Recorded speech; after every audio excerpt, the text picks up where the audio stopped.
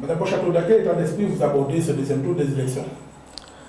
Ben, je dirais que, à toute sérénité, nous abordons ce deuxième tour qui est aujourd'hui plus que nécessaire dans la mesure où nous agissons, nous gérons pratiquement dans l'incertitude.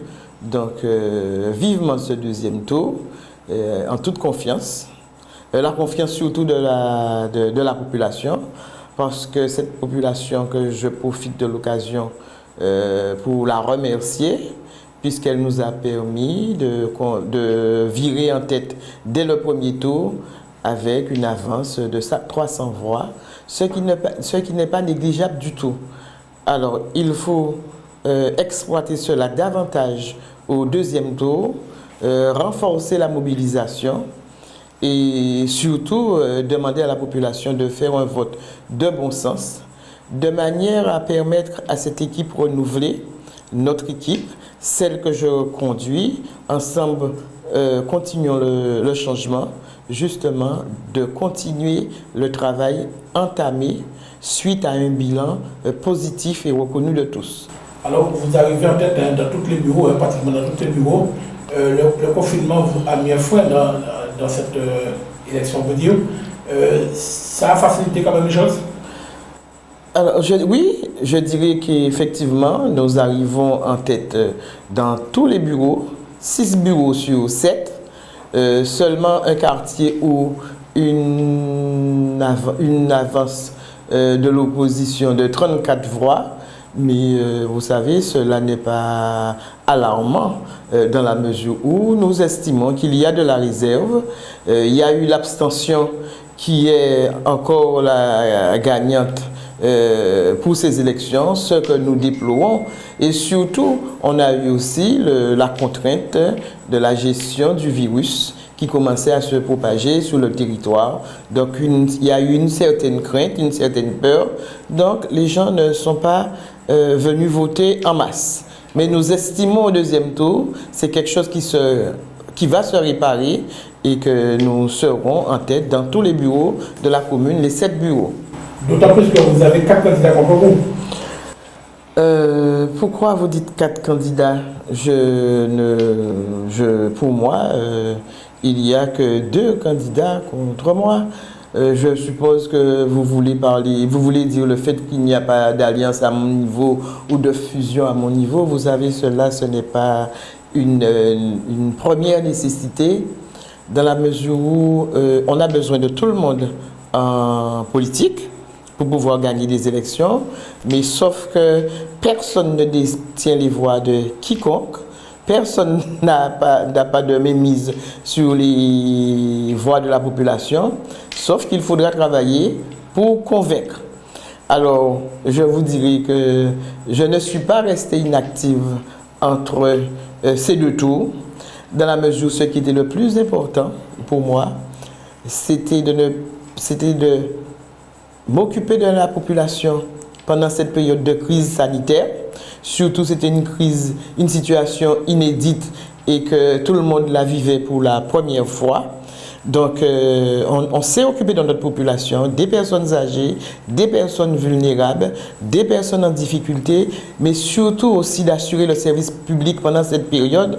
Et vous verrez que nous n'avons pas eu trop de mal à reprendre parce que chaque fois nous avons anticipé. Chaque jour, j'étais en mairie avec une équipe d'agents volontaires qui a accepté d'être en présentiel et cependant, d'autres agents aussi en distanciel ont travaillé en télétravail. Donc, si bien nous n'avons pas beaucoup de retard. Alors, je demande aussi de mettre l'accent sur cela dans la mesure où il faut faire face à toutes les situations quand on occupe les postes à responsabilité. Alors, pour terminer, je vous dirai sur cette partie, donc, je n'avais pas le temps, je dirais, de me consacrer à une certaine alliance ou une certaine fusion, peut-être au forceps, et qui, quelque part, ne ferait pas demain le bonheur des baïfiens. Parce que les amis d'hier, les adversaires d'hier ne peuvent pas être les bons alliés de demain pour gérer une commune. Gérer une commune a besoin de plus que cela,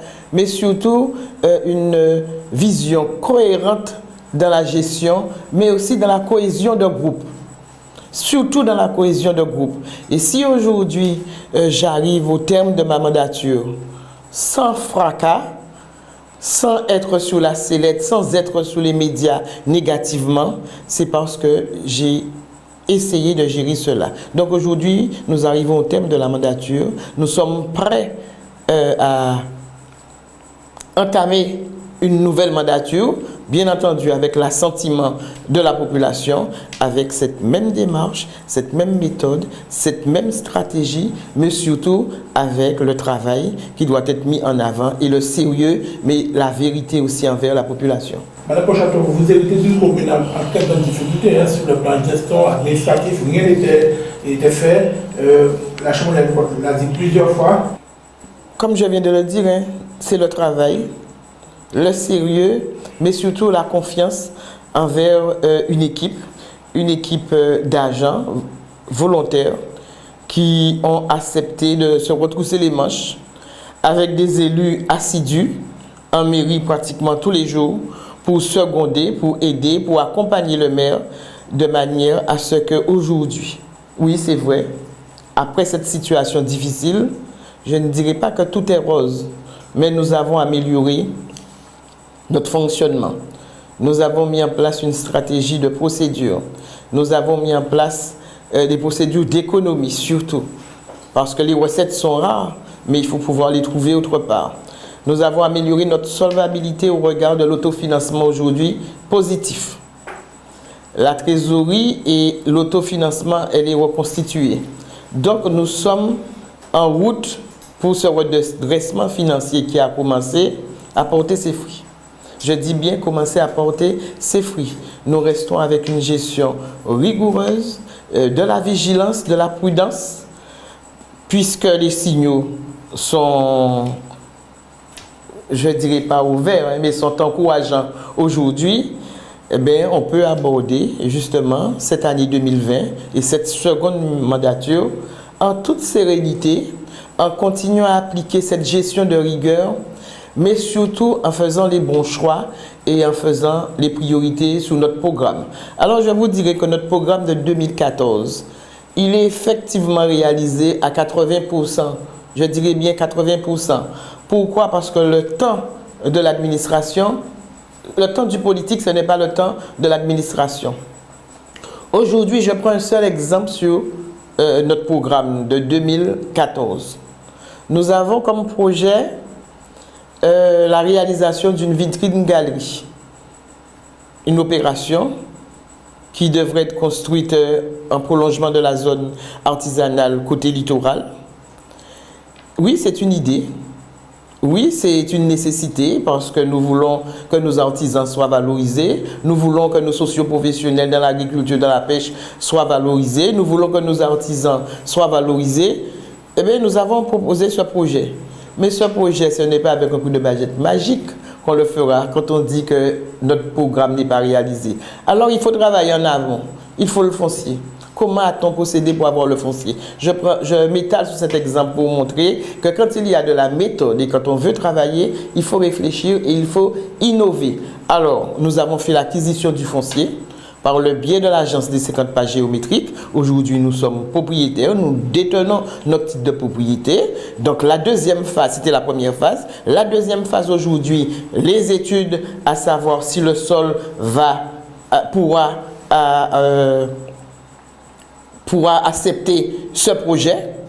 Et la troisième phase maintenant, c'est en place pour un projet final avec consultation et recherche de plans de financement pour arriver au projet de vitrine-galerie, vitrine pour l'agro-transformation des produits et la valorisation des produits du terroir. Mme Pochato, les élections municipales et communautaires aussi, le CCSB, c'est une élection importante aussi. Quel rôle vous voulez jouer dans cette institution? Alors, la communauté d'Aglo, je dirais que c'est une institution qui est nouvelle d'ailleurs, mais c'est une institution qui n'a pas encore trouvé son rythme de croisière, je dirais, sur le sud Basse-Terre. La gouvernance n'a pas été ce que l'on voudrait. Vous comprenez que naviguer dans une communauté d'Aglo avec 11 communes, sans tenir compte de l'équité, sans tenir compte d'un projet de territoire, sans tenir compte des projets des collectivités, sans mutualisation, vous comprenez bien que aujourd'hui, je crois qu'il faut vraiment qu'il y ait un renouvellement de la gouvernance et une autre vision de manière de gérer cette communauté d'agglo. Et je parle d'équité. Gérer cette communauté d'agglo avec équité et tenir compte des projets de développement pour le Sud Basse-Terre. Pas qu'on vienne faire notre valise chaque fois pour notre commune et ne pas réfléchir au projet de territoire. Et le dernier élément concernant cette communauté d'agglo, parfaire la gestion des compétences qui ont été transférées. L'eau. Aujourd'hui, on entend des problèmes. Il n'y a pas encore eu de réalisation que la population pourrait dire que ça s'améliore. Non, Goubert a des problèmes, Baïf a des problèmes. Le département est venu à la rescousse en construisant 2 nouvelles unités, mais aujourd'hui, il faut continuer et cela s'impose, c'est une nécessité et il faut aller très vite parce que nous avons une canalisation obsolète et aujourd'hui, on est toujours sous du grill parce qu'il y a raréfaction de la ressource, mais aussi il y a le problème de la potabilité de l'eau.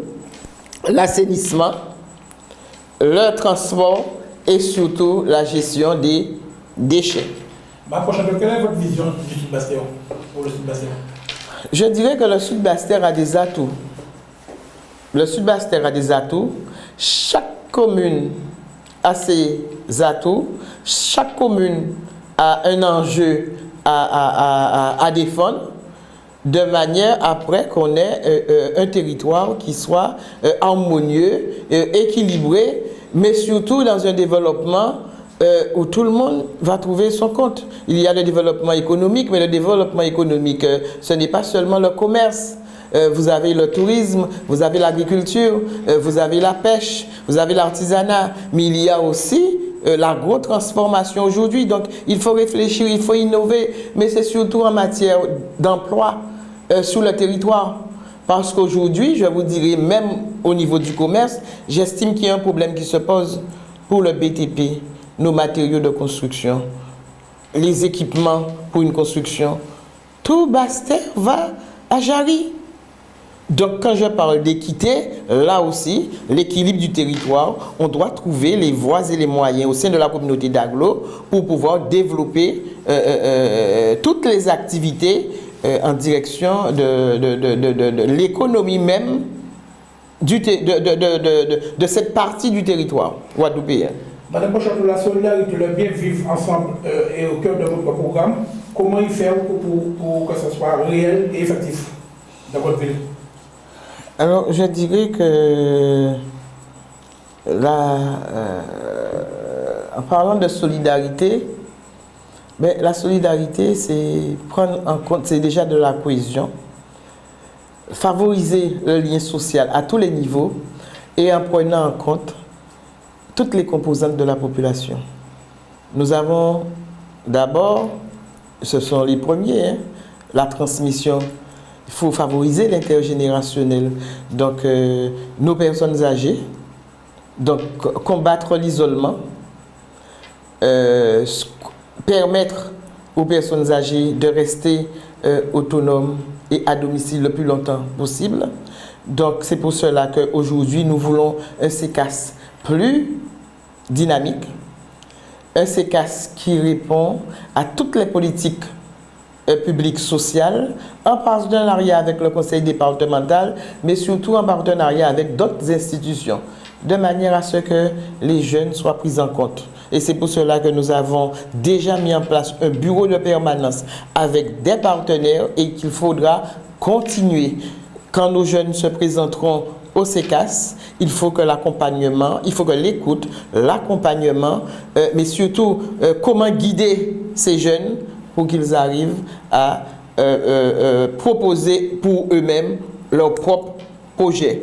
Ensuite, les familles fragiles, les familles en difficulté. Donc, il faut aussi tenir compte, et c'est pour cela que je dis, toutes les composantes de la société, et mettre en avant surtout Il y a le côté social, mais il y a aussi le côté éducatif. La politique de réussite éducative.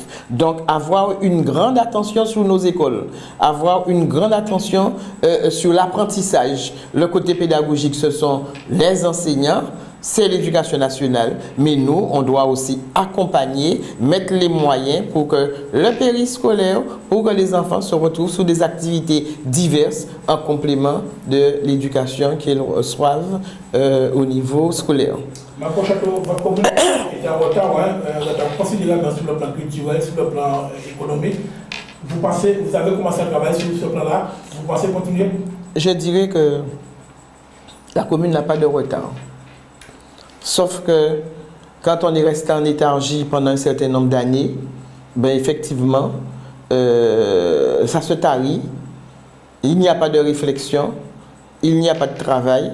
Donc, il faut prendre le taureau par les cornes aujourd'hui et pouvoir commencer. C'est ce que nous avons commencé à faire. Cela va lentement, mais aussi il faut avoir les moyens humains et il faut aussi avoir l'implication des associations du territoire. Alors quand je dis des associations du territoire, c'est-à-dire qu'il faut innover, il faut réfléchir, mais il faut proposer aussi des projets qui sont en adéquation avec le côté culturel. L'histoire de la commune doit être valorisée. Il y a la valorisation du patrimoine.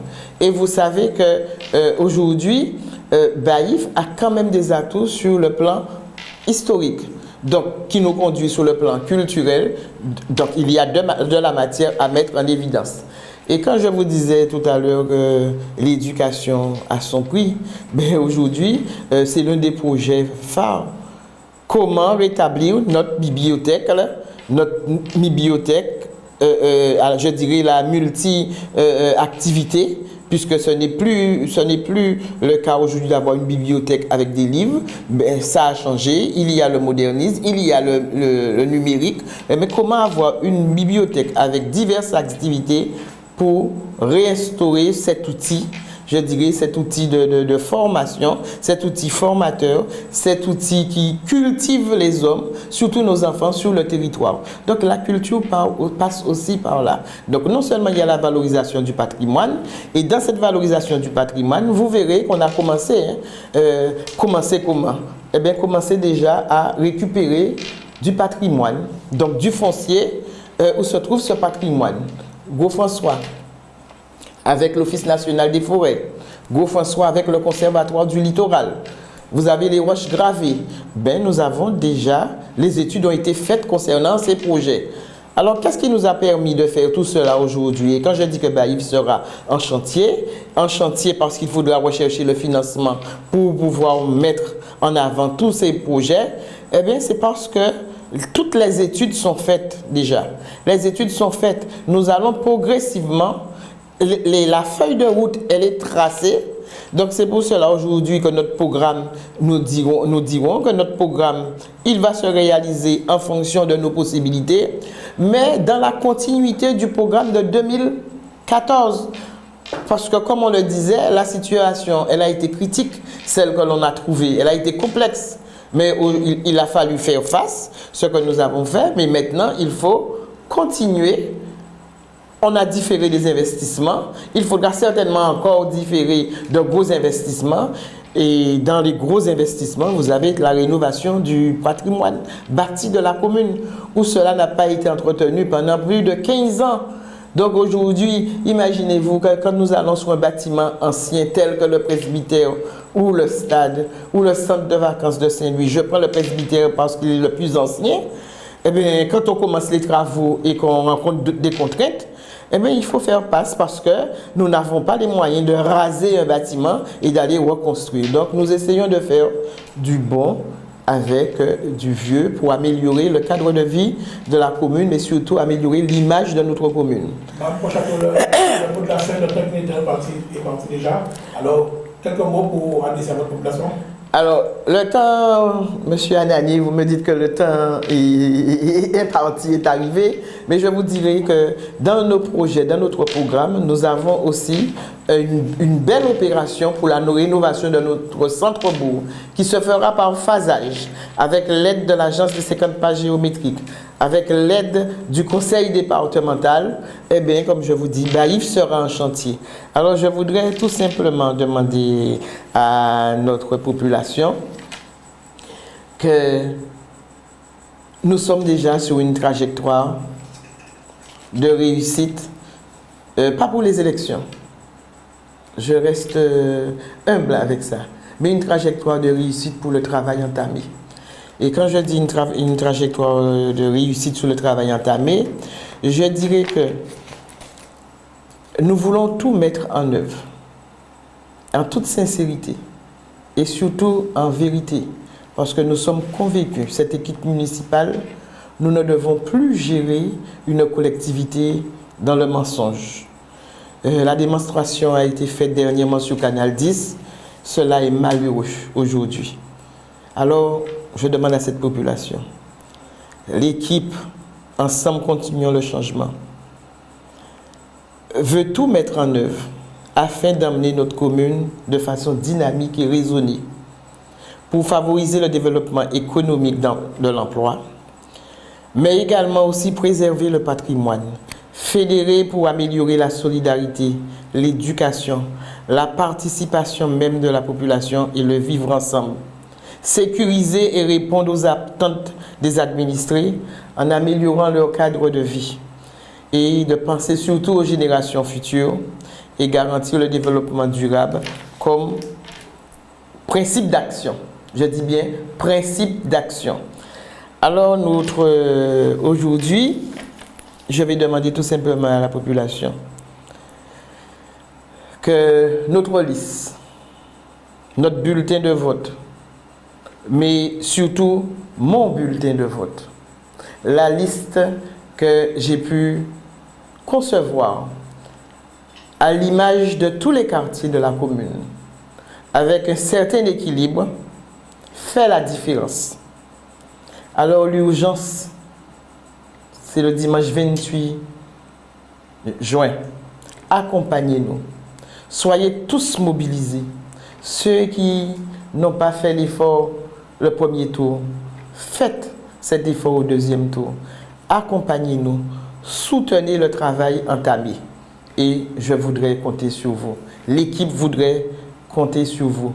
Alors, je vous demande un vote de bon sens. Merci à vous et à dimanche 28 juin.